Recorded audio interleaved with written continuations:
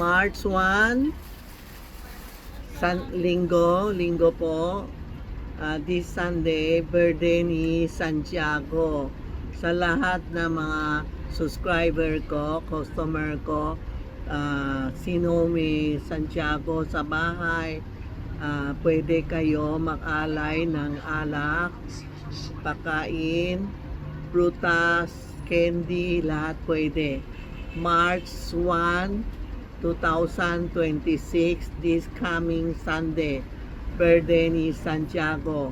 Sa lahat na gusto mag-thank you kay Santiago, your wish come true. Mag-alay na kayo sa March 1, itong linggo.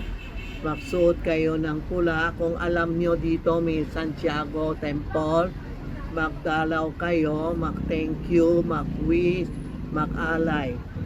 Huwag nyo kalimutan si Tita Maxi ito. Tingnan mo yung Santiago ko. Ang ganda. Ay, sorry po. Ang bigat. Ito yung Santiago ko sa likod. Ayan. Ito po ang Santiago. Sino walang Santiago, bumili na kayo. Dahil pa tingin maliit. Bumili na kayo para Sunday. Alay-alay na lang tayo. Tapos meron tayo Santiago keychain.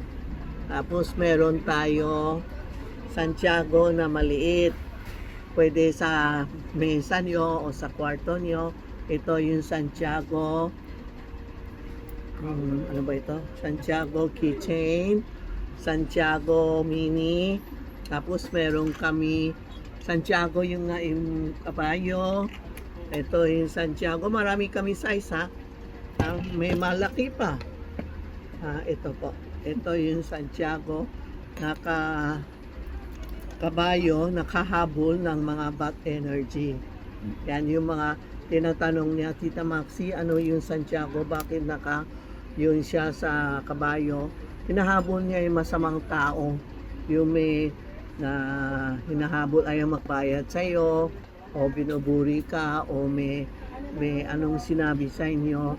Ito po, Ito po, Si Santiago. Pakita ko sa'yo, Santiago niya. Ang dami,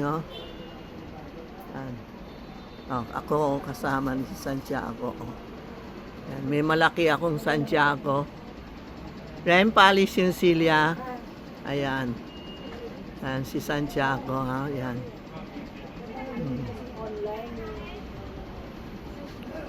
Yan po, Yan ang Santiago ko. Yan. Makaber na kayo kung sino walang Santiago. Bukas pwede na kayo pumunta. Meron ako Santiago na maliit, mini.